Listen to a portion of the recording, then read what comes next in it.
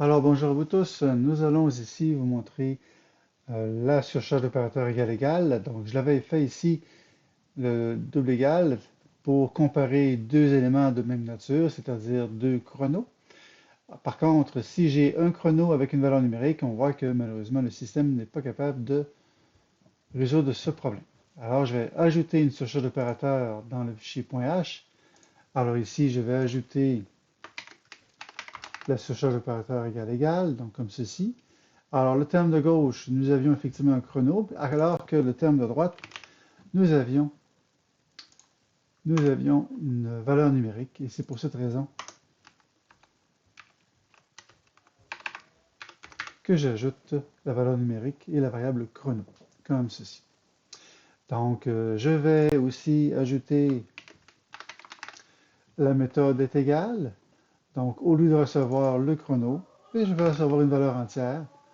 Et la valeur entière, ce sera le chrono, écrit comme ceci. Alors, je vais aller ajouter le code nécessaire.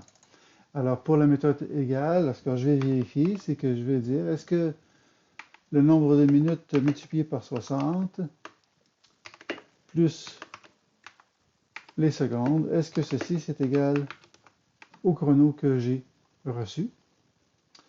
Et puis, par la suite, ce que je vais faire, je vais modifier celui-ci. Donc, la surcharge d'opérateur égale. Et ici, ce que je vais faire, donc je vais dire C point est égal avec la valeur numérique chrono que j'aurai reçue. Donc, de cette façon, la fonction principale main est maintenant fonctionnelle, donc elle accepte. Alors ici, j'ai C1 qui vaut 0. Est-ce que c'est égal à 0? Oui. Alors, je vais avoir le message C1 vaut 0. Et lorsque j'exécute, effectivement, nous voyons que C1 vaut 0. Donc, pour m'assurer que tout fonctionnait, c'est que j'ai ajouté la surcharge d'opérateur égal. Donc, même si j'en ai déjà un, je peux me permettre d'en ajouter un deuxième puisque les éléments de comparaison ne sont pas les mêmes. Alors ici, j'ai un chrono et une valeur entière.